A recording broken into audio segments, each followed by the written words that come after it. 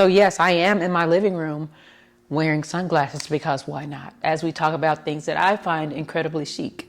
So a little bit about me. I'm from the South. I currently live on the West Coast. I am Gen X.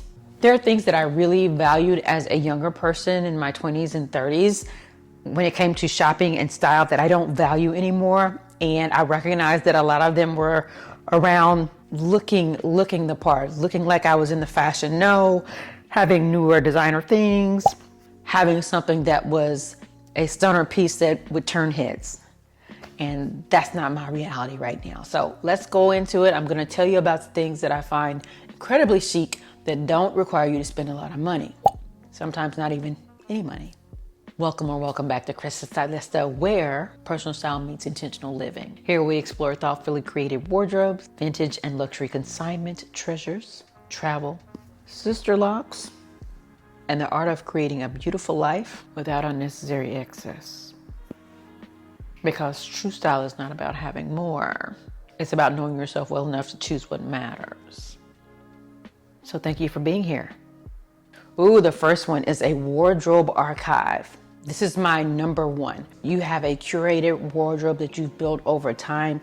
You can't do this in a season. You have to do this over multiple seasons, and you have to find out what works for your body, the brands you like, the colors you like, the fits you like. There's a through line that is just you. So no matter what store you're shopping at, it is clear who you are in the selections that you make.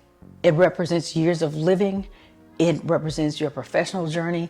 It definitely represents your travels, colors that you gravitate to, cuts that you gravitate to, and just those things that resonate from year to year that you just really love.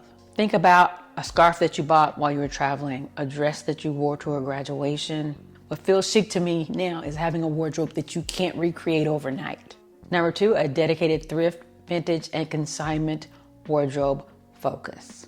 This doesn't mean your entire wardrobe, but if there is a section of your wardrobe that you've devoted to finding the colors, the fabrics, the styles that you can't find on the retail market, that you can only find echoes of these styles and copies of these styles on the retail market, that's what I'm talking about.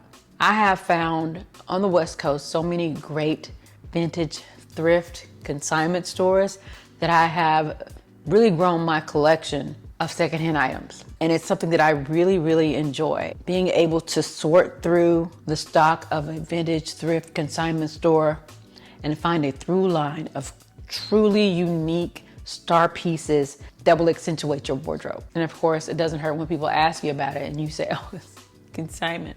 Oh, this, $10. I love that. Think about a vintage handbag, a cashmere coat, a vintage blazer. These items have character, they have history, they have story. I love a vintage look. The perfect novelty trench coat.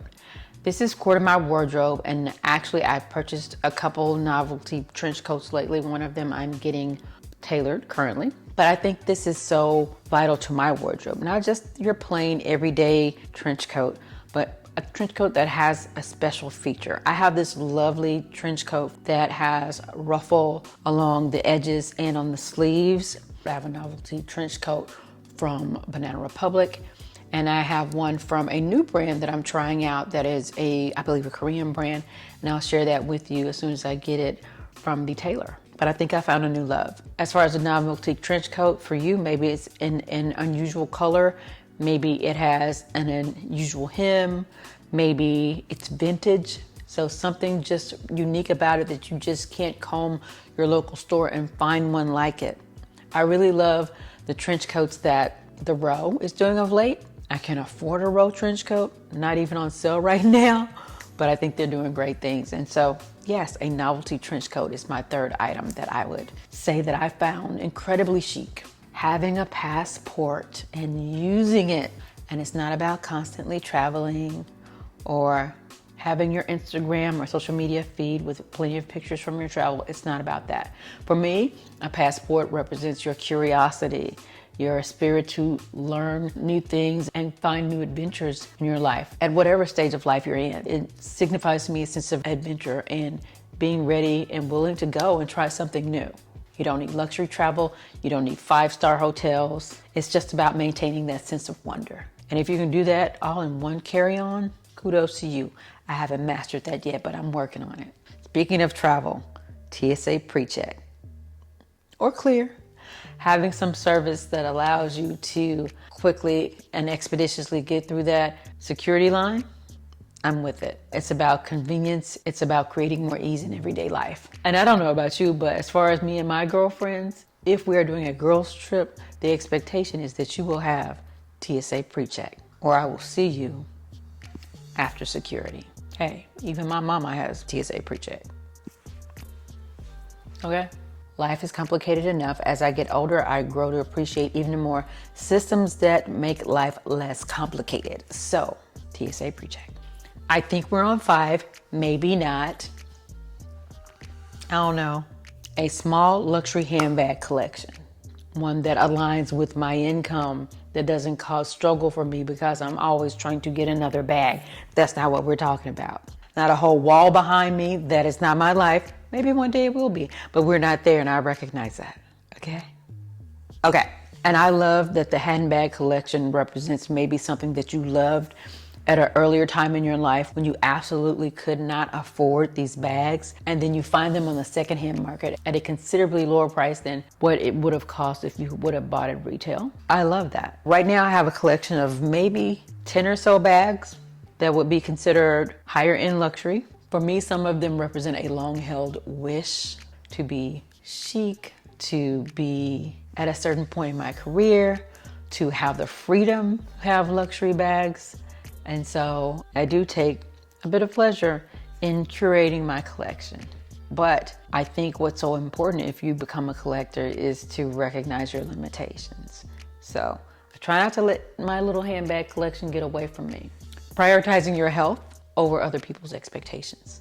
I think this is key to a healthy life, particularly if you are approaching middle age, that you fight the urge to people please and to meet everyone's expectations by compromising your health and your needs. And so for me, that means if you find your personal to-do list stacking up, taking some of your banked vacation time to go to those medical appointments, to check in with your friends, to take vacation, to take all the donations you've been driving around in your car to a women's shelter or to another nonprofit that takes donations, that you make time to do that, even if you have to carve that time out, even if you have to say no to a few meetings. It's not being selfish to take care of yourself. So leave early, cancel plans, take a day off, go to bed early, go to therapy, take medication, rest, and allow other people to have whatever feelings they need to have about that. Because honestly, if illness took you away from your job, they would hire somebody else pretty quickly. So it is your job to take care of you. And doing that, I find chic. Having the means to leave. I find having options to be incredibly chic. Having the financial stability, the professional skills, the confidence or support that you need to remove yourself from situations that are emotionally or physically harmful.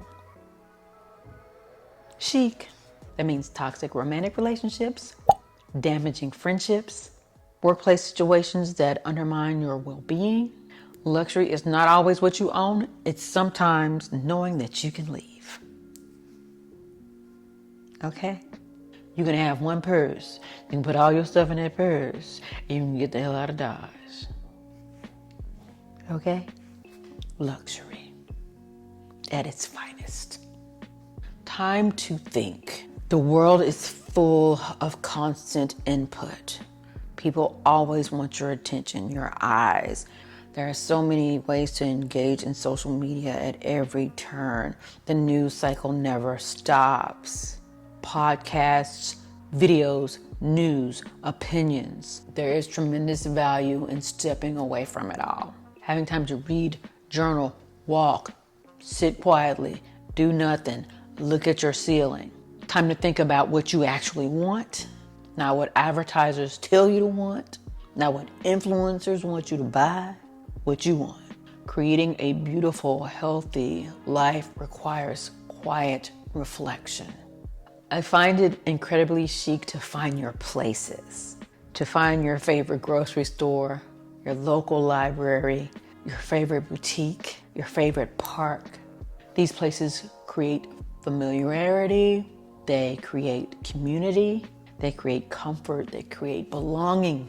Having time for beauty, whatever that means for you, not perfection, your personal beauty.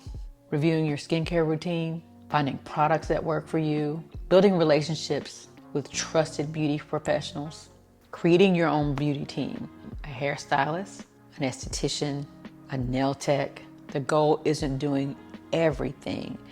Find you a core team that keeps you looking good, pay them well, tip them well, and be cute. It doesn't have to be overwhelming, doesn't have to be excessive, just consistent.